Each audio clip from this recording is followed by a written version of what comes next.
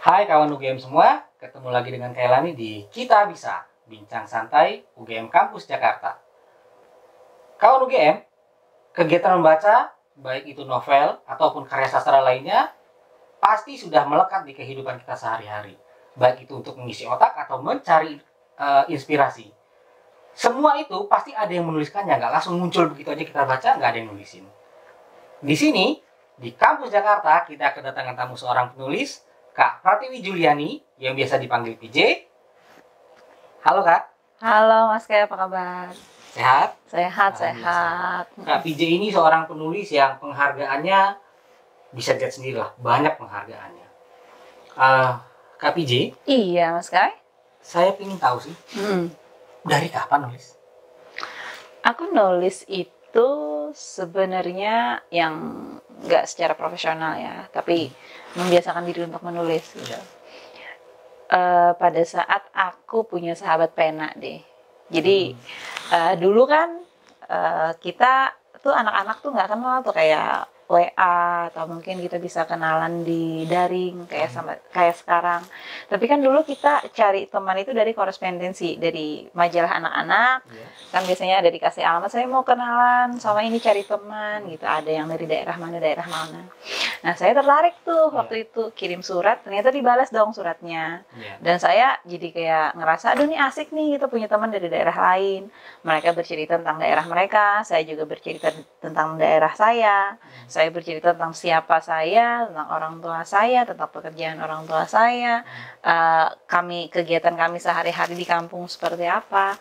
Dan saya menuliskan itu untuk beberapa orang teman. Kayaknya sih mulai dari sana tuh saya suka kegiatan menulis dan sekaligus juga belajar juga secara nggak sadar ya untuk mendeskripsikan tentang keadaan saya gitu, kayak gitu. Jadi mulai dari step yang paling kecil dulu, korespondensi Waktu itu ya. Jadi nggak kerasa perkembangannya itu terasah dan skillnya mulai meningkat dari korespondensi sedikit demi sedikit. Lebih ke kayak kebiasaan mungkin ya akhirnya ya. Jadi kebiasaan gitu. Jadi kayak pada saat misalnya saya jadi jago nih akhirnya cerita gitu. Tadi hari ini ada kejadian apa nih? Akhirnya karena terbiasa nulis itu juga, oh iya tadi hari ini ada kegiatan ini gitu. Akhirnya jadi dengan sendirinya itu pola saya untuk menceritakan secara runut itu jadi terbentuk gitu, karena ya terbiasa tulis untuk sahabat pena itu. Jadi bermula dari situ ya. Kalau menurut Mbak PJ sendiri, menulis itu penting nggak sih? Penting ya untuk zaman sekarang, karena mulai dari hal yang kecil aja nih, kita belanja misalnya, catatan itu kan berarti kan kita nulis. Prosesnya kan mulai dari kita mengingat apa sih yang kita nggak punya di rumah dan kita harus beli, dan kita mulai catat itu gitu. Nanti sampai ke pusat perbelanjaan, catatan itu kan adalah kayak barrier kita jadi nggak beli hal-hal yang nggak penting karena kita udah punya catatan gitu. Nah dari sana aja kegiatan menulis itu udah penting banget kan. Belum lagi untuk proses healing juga bagus sebenarnya. Kita kan sehari-hari dipenuhin sama emosi ya, apakah itu emosi positif ataupun negatif gitu. Kalau positif ya oke, vibes-nya bagus, kita ngomongnya jadi fun, santai dan lainnya, hal yang menyenangkan. Tapi bayangkan nih kalau seandainya hari ini kita dapat kejadian jelek dan vibes kita lagi jelek gitu, kita dipenuhi dengan emosi negatif misalnya. Nah itu tuh kita bisa pakai tuh nulis, kita tulisin semua hal yang bikin kita jadi bad mood. Habis itu biasanya setelah kita rilis dari tulisan itu sih, saya pribadi ya, dan ada juga beberapa teman saya juga yang gunakan itu juga, mereka merasa lebih bagus gitu, proses kayak journaling itu. Ya hampir sama kayak terapi. Nulis gitu ya. Kalau saya punya beda ya, mungkin kita tipenya beda. Saya tipenya itu auditory, jadi saya lebih senang mendengarkan sesuatu, entah itu musik metal, entah itu musik dangdut, entah itu musik jazz. Saya juga suka dangdut sih. Cuman masalahnya adalah kalau kita suka mendengarkan ini, kalau kita ngedengerin orang curhat, kita tuh kadang-kadang pengen itu, iya sama ya masalah gue, kan nangis bareng gitu kan, lebih kayak gitu kan. Iya. Curcol jadinya kan. Iya itu sih, gue pikir penting nulis, dan maksudnya nulis itu ya pertama kita bisa mengekalkan sesuatu ya, kayak tentang memori kita terhadap sesuatu. Kalau kita tulisin memori itu nggak akan hilang selama kita masih bisa jaga tulisan itu juga. Itu kan konsep memori. Iya, itu kan juga sama kan kayak konsepnya tadi saya pakai di awal kayak ya Nulis kita catatan perlu belanja. apa tulis catatan belanja sebenarnya kayak gitu. Iya. Kamu bisa simpan itu dalam jangka waktu yang lama kalau kamu menuliskannya gitu. Selalu terrecord gitu ya dalam bentuk tulisan. Iya, itu kan Heeh. ada pepatah kan dari Ali bin Abi Thalib kayak ilmu pengetahuan itu seperti binatang buas. Cara menjinakkannya adalah dengan ikat dia dengan tulisan. Oh, ikat dengan tulisan. Dengan tulisan Dalam harus sekali, ditulis. Mbak. Iya. Oke. Kalau Mbak PJ sendiri mulai menjadi starting untuk menjadi penulis profesional, itu kan nulis novel ya, Mbak? Iya. Itu mulai kapan, Mbak? Aku nulis itu kayaknya tulis profesional bisa dikatakan kita menulis untuk dibayar ya. Iya. Eh, Menghasilkan uang. menghasilkan uang, menghasilkan cuan, love cuan. Jadi pada saat itu aku nulis nih, ikut kelas penulisan dulu. Ada syarat waktu itu, kelas penulisannya gratis, tapi syaratnya adalah dalam tempo waktu 3 bulan kita harus memiliki satu karya tulis seperti novel. Itu saya pikir otodidak enggak ya? Emang ada kelasnya dulu sebelumnya? Awalnya aku otodidak untuk nulis apa aja gitu loh, tentang opini dan apapun, tapi akhirnya ada satu temanku yang bilang, kenapa lo nggak ikut kelas nulis aja sih? Itu kan sayang gitu. Ya udah, akhirnya ikut di sana dan dalam 3 bulan itu aku berhasil menyelesaikan satu novel sama temanku. Novel itu dikirimkan ke Ubud Writers Reader Festival waktu itu tahun 2018 dan aku kan saat itu kayak apa sih gitu, gue nulis aku sendiri tuh kayak ya udah nulis ya nulis aja gitu kan. Tapi pada saat temanku ngirimin itu nggak berharap apa-apa sih, maksudnya itu kan festival internasional yang daftar itu tidak pernah kurang dari 700 orang se-Asia Tenggara gitu, dan aku lempar ke sana dan ternyata masuk. Aku dapat telepon, mereka bilang mereka dari Ubud Writer Reader Festival dan mereka bilang adalah novelku adalah satu-satunya novel yang masuk kurasi tahun 2018. Wow, keren. Nah, itu di saat berawal dari nggak sengaja. Nggak sengaja dan itu pun temanku yang ngirimin karena aku sendiri merasa nggak percaya diri sih sebenarnya karena nggak ada siapapun di keluargaku yang jadi penulis kan, bener-bener cuman aku gitu. Jadi sama sekali nggak ada pengalaman, nggak ada pengetahuan tentang itu. Jadi gold tetap saja jadi gold ya, mau gimana juga. Apalagi untuk bidang penulisan. Jadi ya itu deh kayaknya sejak itu karena festival itu festival yang sangat dihargai di Indonesia. Begitu nama kamu keluar di sana, itu kayaknya karir kepenulisan itu aku lihat ya dari beberapa mereka juga yang menang Ubud Writers Festival itu biasanya begitu kamu keluar dari sana, karir kepenulisan kamu tuh kayak terbuka gitu. Tapi kan tetap ya, yang namanya kita bisa katakan kita menang satu festival atau menang award itu, aku bisa katakan itu luck sih sebenarnya. Itu cuma gerbang utama untuk menuju satu profesi. Sisanya kamu harus cleaning sendiri, harus bikin sendiri. Mau jadi apa? Gitu. Nah, sebelum nulis itu kan kita butuh ide gitu Mbak ya. Kalau Mbak PJ sendiri nyari idenya lewat mana? Aku sih lebih ke kayak kalau ide itu kita sebenarnya nyarinya nggak dengan ritualnya sebenarnya kayak ada kan orang kayak dia cari ide dia harus pergi kemana gitu. Tapi aku sih lebih kayak proses berpikirnya aja sih. Proses berpikir. Proses berpikirnya. Berarti banyak brainstorming dengan orang itu atau mikir sendiri atau gimana? Aku tipikal orang yang sebenarnya lebih suka mikir sendiri tapi juga tidak canggung juga untuk bekerja di tim.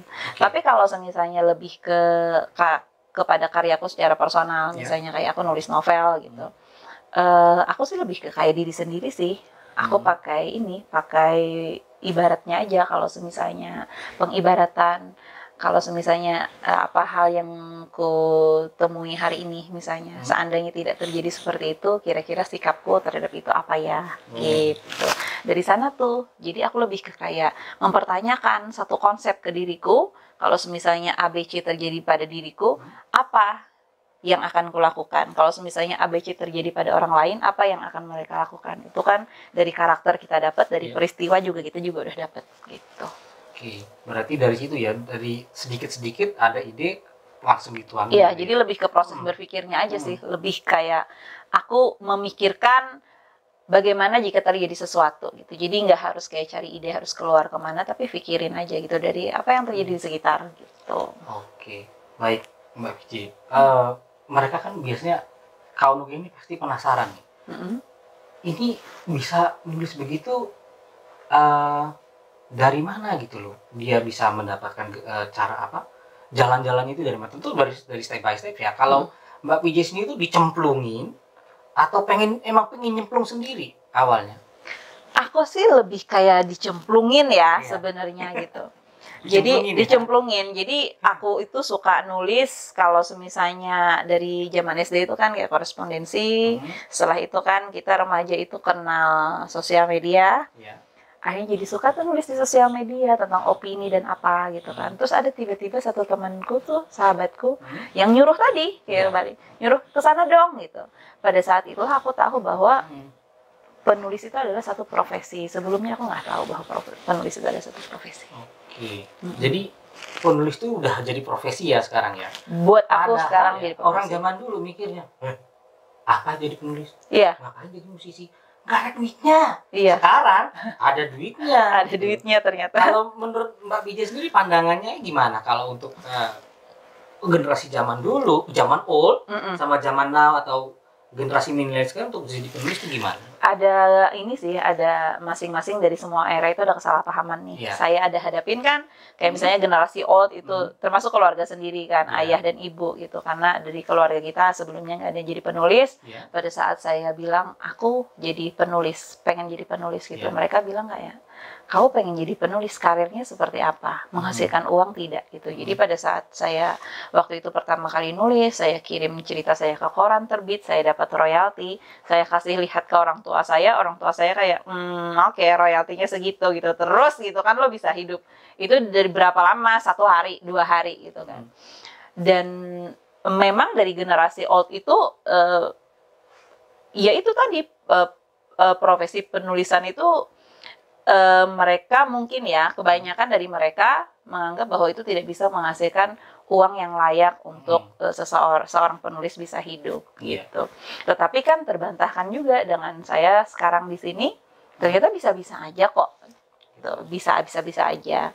Nah, yang terjadi lagi sama generasi yang lebih muda, mereka menganggapnya mencari uang dari penulisan semudah itu. Karena kan kehidupan yang ditampilkan atau dalam benak kita tentang penulis itu adalah dia bisa pergi jalan-jalan kemana, dapat inspirasi, nulis sesuatu, dan tiba-tiba hidupnya enak aja dapat duit gitu. Sebenarnya bisa seperti itu, tapi stepnya pun agak lama untuk menuju ke sana. Jadi ada kesalahpahaman juga dari generasi old dan sekarang tentang penulisan. Sebenarnya penulisan itu diantaranya itu sama seperti profesi yang lain. Kita punya step untuk bisa sampai ke titik di mana kita bisa hidup dari sana. Kalau game catat, nggak segampang itu Ferguson, jadi kayak gini, nggak bisa. Jadi ada step-stepnya dulu, kayak kita mau naik tangga 1, 2, 3, nggak bisa langsung 1 ke 7. Ntar kakinya pegel ya. Iya betul. Kalau menurut Mbak Pija sendiri, kalau udah dapet ide, kemudian nggak langsung dituangin, kira-kira tuh ide itu lepas nggak gitu? Kayak misalnya gini, misalnya saya ada idenya, gue pengen nulis tentang apa gitu, misalnya tentang kucing gitu, atau tentang musik, atau tentang apa gitu. Yang mau dibahas misalnya tentang musisinya gitu loh. Begitu kita mulai nulis, ada distract, entah itu dari telepon dari orang lain atau apa. Itu cara mempertahankan idenya itu gimana Mbak? Biar nggak lepas gitu. Setiap orang pasti beda ya.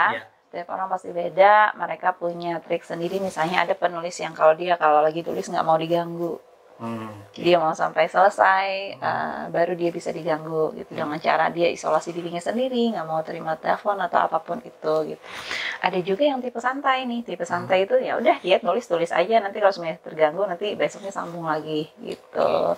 Terus ada juga orang yang mempertahankan ingatannya itu dengan sangat mudah, dia simpan aja di kepala gitu kan, disimpan di kepala. Kalau misalnya ada distraksi dia nggak peduli juga gitu, nanti dia bisa kerjain lagi itu. Saya salah satu orang yang nggak masalah dengan distraksi.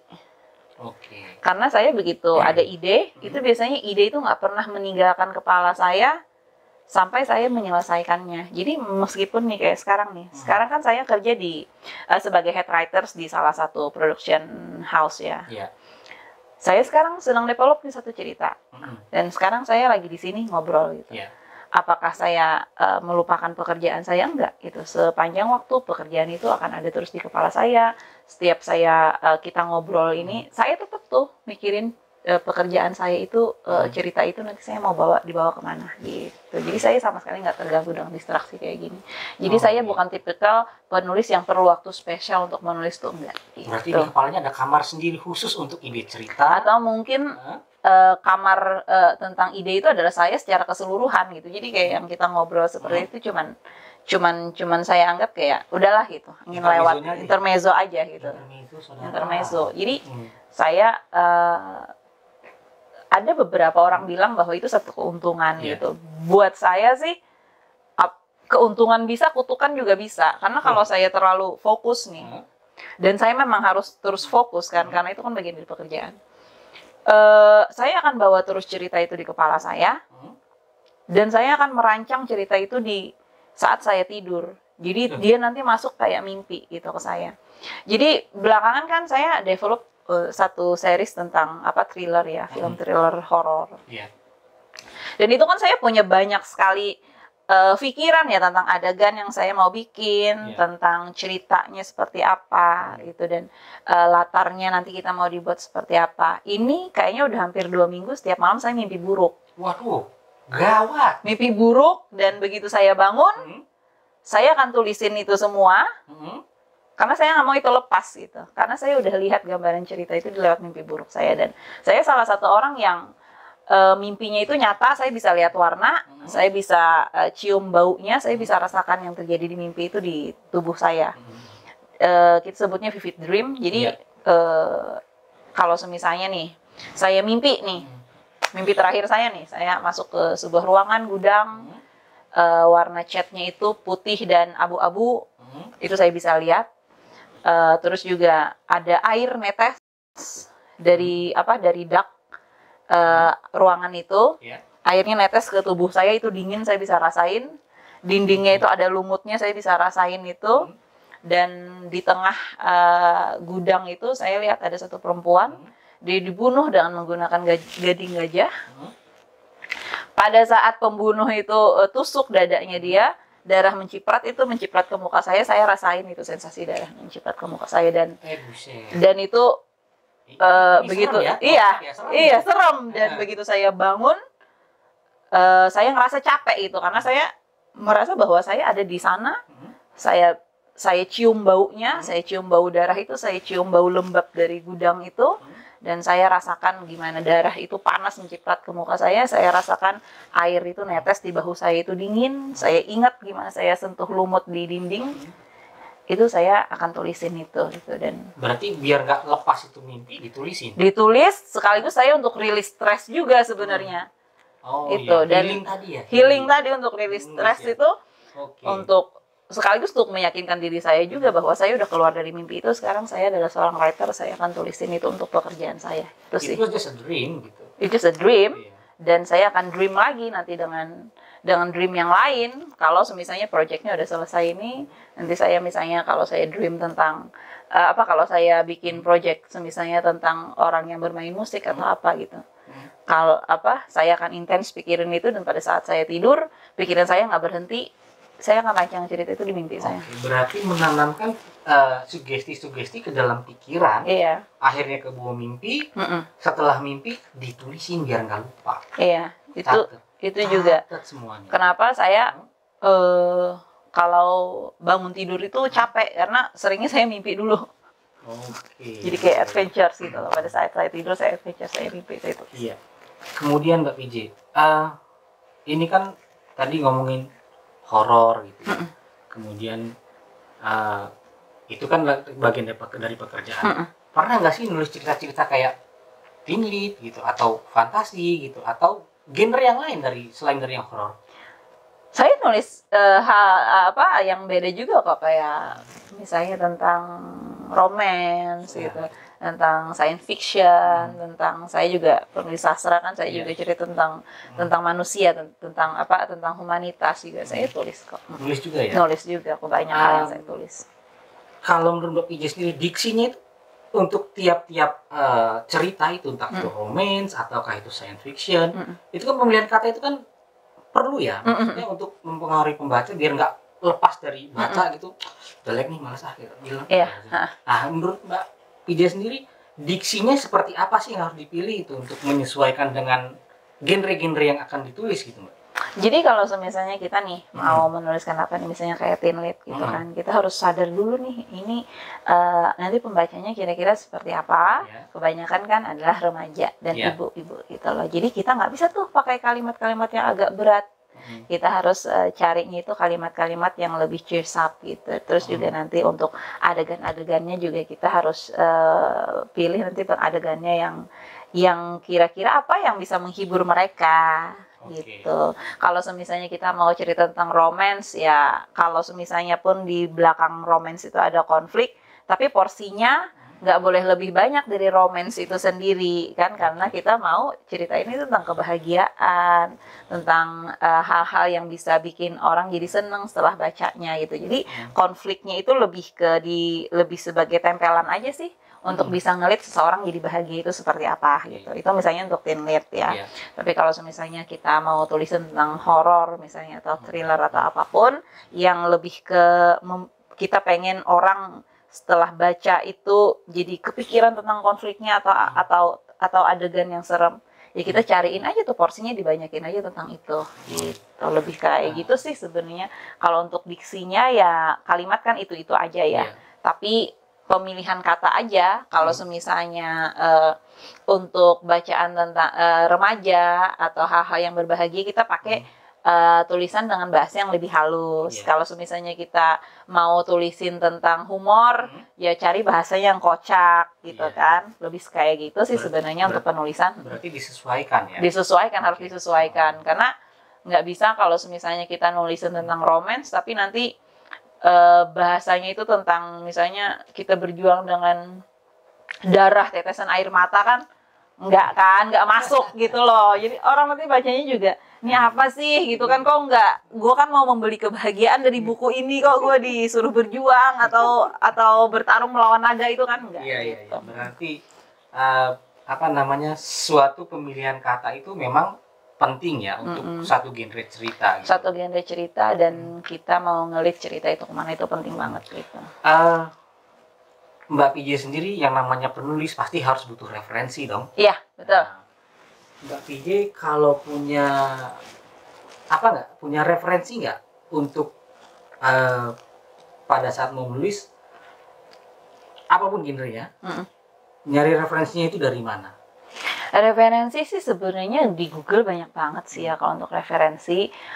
Misalnya nih kalau kita mau tulis sesuatu yang romantis, misalnya ya kita cari aja misalnya di Google gitu, kata kuncinya the best romance book atau gimana, atau film atau apapun itu. Nah, cari di sana. Tapi kan yang pasti yang harus kita ingat, referensi itu bukan ide yang kita bisa comot atau copy paste gitu, enggak. Itu tuh lebih kayak pematik aja sih. Setelah kamu menonton itu, apa sih yang kamu pikirin tentang hal yang sama misalnya, dan itu tidak mungkin sama setiap orang.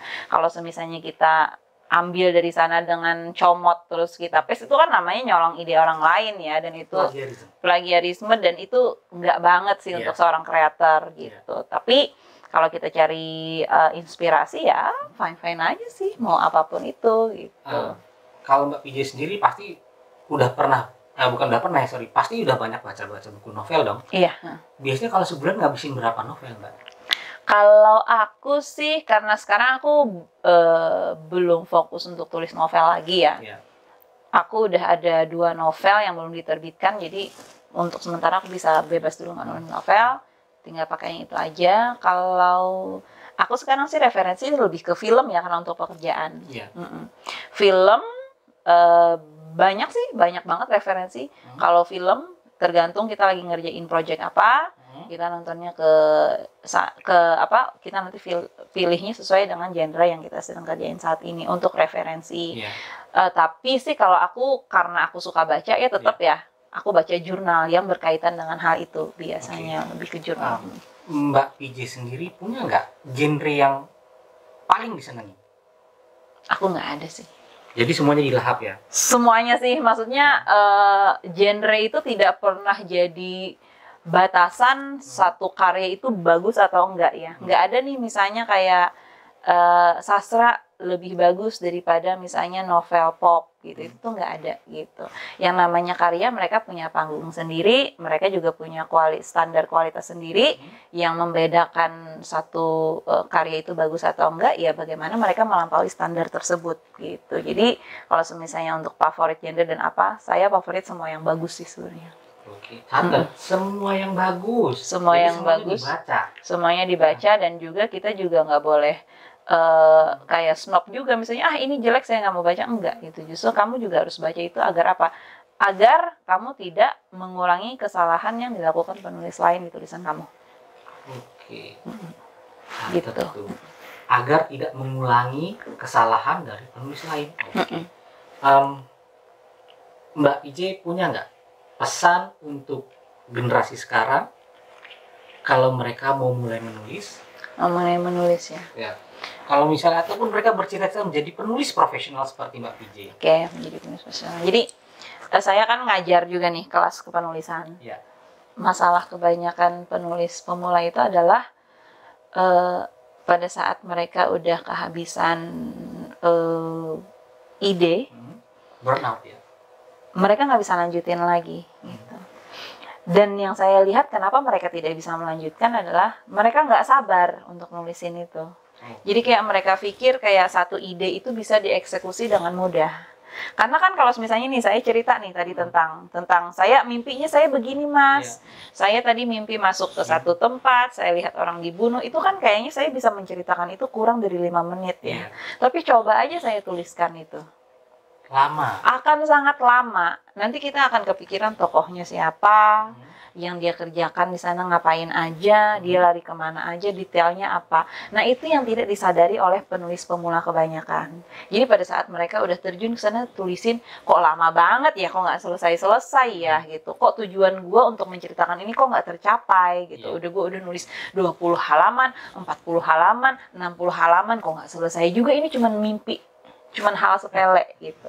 Jadi yang perlu itu adalah sabar sebenarnya. Sabar ya. Sabar dalam penulisan. Jadi menulis itu bukan hal yang tidak semudah kita bercerita sebenarnya.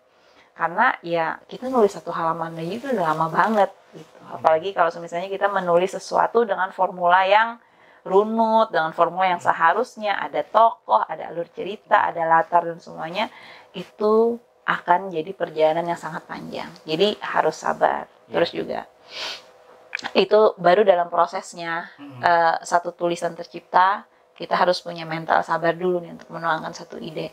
Terus juga yang kedua, sampai misalnya kita bisa jadi dari penulis otodidak sampai jadi penulis yang kayak saya dan kebanyakan teman saya sekarang itu mereka nulis untuk bekerja gitu, untuk menghasilkan uang dari sana. Ya kita harus sabar bahwa di awalnya kita akan dapat tekanan nih dari keluarga dan lingkungan. Karena menghasilkan uang dari menulis itu tidak semudah itu. Sama seperti profesi yang lain, ada step. Kita harus belajar dulu, kita harus ikut seleksi dulu di dunia kepenulisan.